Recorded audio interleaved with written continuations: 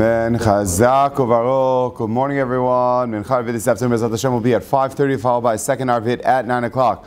We'd like to thank Torah Anytime as well as Shul.com and Sha'arei Ezra. Today is Chaf He Tevet Tavshin Pei Gimel. Today is the Yartzeit of many tzaddikim and tzidkaniyot. Most notably that are Rabbi Sachar ben Rabbi Yaakov Meir, the Rosh Yeshivat HaNegev, my eldest cousin, Elio Weinsteiner. He went to that yeshiva, that's I heard about it years before. And if you look at pictures of Rabbi Sachar Meir, you'll always see him smiling at a beautiful countenance, despite the fact that he had a very difficult life. He and his wife, they unfortunately were not zochet to have biological children. However, they had thousands of talmidim in the middle of Yeshivat HaNegev. And Rabbi Sachar Meir made it a point that every time he would always tell the talmidim, you want to look for Lamed Vav Tzadikim? Literally down the block. We have the Baba Sali is right down here. There are many stories of him visiting the Baba Sali, him and the Baba Sali having many different deep discussions and discourses between the two of them. And it was beautiful to see the beautiful Ava, Achva, Shalom, Ve'reot that reigned in Yeshivat HaNegev, in that dusty town in the middle of nowhere, that obviously was full of Kedusha, that to this day still stands as a great symbol of that beautiful harmony between the various communities. Also, it's the Yartzeit of Rav Asher Zelu ben Rabbi Yirmiyahu HaKohen Rubenstein, the Rosh Yeshiva Torat Simcha. I personally heard a story about it, and I'm very touched by it because the story happened with me. The story was, you'll see, the second story. The first story was that there was some avrech that told Rabbi Asher Zelu Rubenstein, he told him that there's a certain mashpia, I'm not exactly sure who it was, or shiva, Rosh Kol, I don't know what.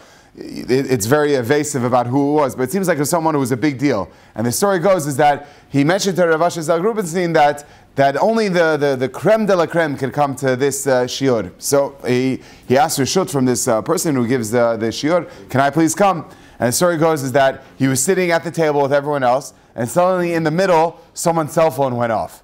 And suddenly the person stopped, and he says, you know we have a rule here in the kollel, or the yeshiva, that there are no cell phones. I can't believe someone who would bring a cell phone, and not only bring a cell phone, they would leave the cell phone on. Anyways, he continued to give the shiur, the cell phone went off a second time. And he suddenly got really quiet, and he said, I'm very upset right now. And then as he's saying he's very upset, the cell phone went off a third time. So suddenly he banged his hand on the table. He says, you know what? If that's the case here, I'm not allowing the person in the shul to come back to my yeshiva. You'll have to speak to me afterwards. And then it went off a fourth time. And he says, okay, no shiur. And suddenly Rabbi Asher Zelu Rubenstein got him and says, Mechila Rav, I'm really sorry. I forgot to turn off my cell phone. And he walked out. And before he walked out, the Rosh Kol, the Shiva, walked over him, and he started berating him in front of everyone. How dare you do that? You come here and you think you can be a Baal Davat. Who you think you are? You're Baal Abayit. You just come here the first time and already you're disturbing us. And how do you do that? You're setting a bad example. And the entire time, Rabbi Asher Zelu Rubenstein kept his mouth quiet. Anyways, the story goes, the Avrech who's writing the story, he says he was so upset. Who is this Rabbi Asher Zelu Rubenstein? He came and he embarrassed me like that. I told him he could come, and he left his cell phone off. Anyways, as he's walking, at the shiur was over, as he's walking outside, suddenly he hears the cell phone, that same distinct ring was going off again. Except it was going off from his jacket pocket. Suddenly he realized it was his cell phone that was doing that the entire time. And this Rabbi Asher Zelu Rubenstein didn't want this person to get so embarrassed, so he took the blame, he took the hit, just so this person wouldn't do that. So what makes the story beautiful is story number 2.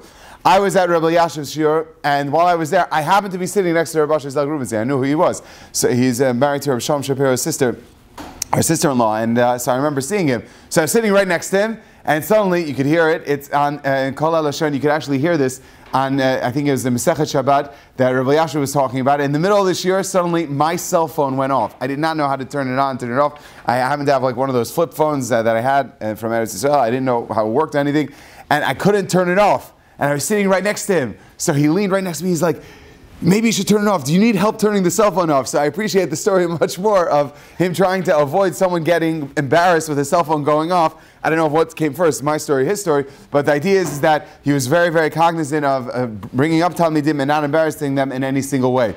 Yeh zichro baruch. Anyways, the story is, we discussed the idea yesterday of making a she'akol when you're not thirsty for water. You don't make a bracha. Says Yakut Yosef, an unbelievable chidush. He says, not only do you not make a bracha on she'akol when you're not thirsty and you have to, let's say, drink the water for either health reasons, not to get dehydrated, or let's say you have something lodged in your throat, you want to dislodge it. He says anything like that. He says, for example, that would extend also if you were to take another item that doesn't have any flavor to it. For example, an egg. Sometimes people need to take eggs, whether they need to have protein, or they, let's say, are chazanim, they need to clear out their throat, so they'll swallow a whole egg. Obviously, you should check for blood spots beforehand. So the question now is that do you make a bracha on such an item? Says the Yakut Yosef, if you are so ma'us, it's so disgusting to you, how you're drinking this slimy blob in your mouth, and the only reason why you're drinking it is because of health reasons, or because you don't enjoy it, and it's because obviously you want to do it something for your throat. He says that just like drinking water, where it's not litzima'on, you do not make a bracha rishona, and the second halacha is you also don't make a bracha achrona. Why? Because the bracha achrona b'rei nefashot, we say it's a shiur that has to be 27 darhams. And he said that his father Rav Avadia measured that a regular beitzah, a regular egg, is around like 18. It misses the cutoff point, and therefore, even if you're going to argue and say the beitzim are extra large and they may be larger than that, he says it's better to say safe than sorry, and therefore as a result of that he says don't make a bracha achrona if you're swallowing an egg. The Gemara tells him Berachot, Amar Rabbi Yochanan, Rabbi Yochanan says, Eizeu ben olam haba. Who is considered a person that's ready for the next world? Zeh somech gula l'tfilah. This is a person who puts together and says Gal Yisrael, immediately starts Shemona Esrei immediately. Says Rabbi Yono, how could a person get so much tzachar? He's just doing regular tfilah, so that he's just following Shulchan Aruch. What's he doing anything greater than ben olam haba? Says Rabbi Yonah from Mori Rav, he says from his own Rav, he says that just like an Eved who is makir, the great tova that his master does for him, this slave, he could have been sitting out in the street and said he has a roof overhead, in some instances he may even have a family, he has food provided for him, this Eved is basically living the life.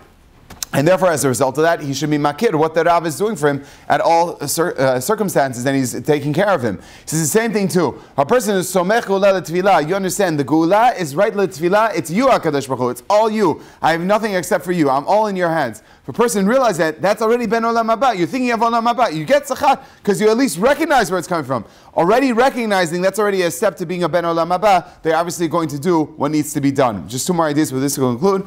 There is a very big discussion in the poskim, the Rishonim, about simanim. When you have an identifying feature, how does that help? Meaning, is it dioraita that it helps, or even terabanan?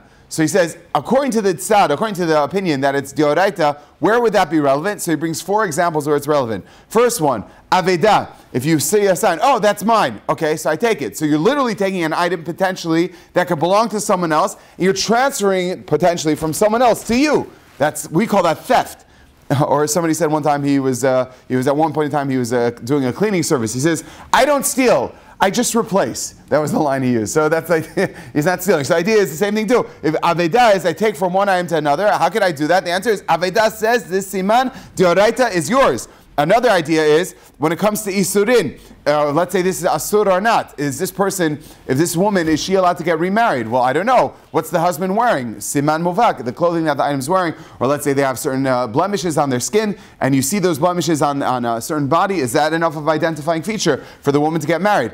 Or let's say Lohotzi Moman, to take, let's say, money out of a person. I know that you have that because look, I see over there, that thing over there, I'm going to take money away from you. And the final idea is literally limitat, to condemn someone for capital punishment, to kill someone. This person I saw, they did this and this and this. How do you know? How do you know it's that person? Maybe it's someone else. The answer is because you see that I saw that person based on identifying features. The identifying features got the person condemned to death. So you see over here that there are 4 actual examples of where it would be dioraita that literally could make a difference in some potentially cases of even life and death. It says in this week's parasha in Revi'i, it says that when it came to the different makot, each makkah had something very unique about it. When it came to the 4th makkah, that a makat orev, with the mixture of all the animals, it says, V'samti fidut, and I will make a sign between Klal Yisrael and the rest of the Egyptians. So as the Zerah Shimshon, he says, why dafka over here? He makes a difference over here, a differentiation. So it says the following. The Gemara tells us, the Zohar tells us that really Klal Yisrael were just as guilty as the Mitzrayim.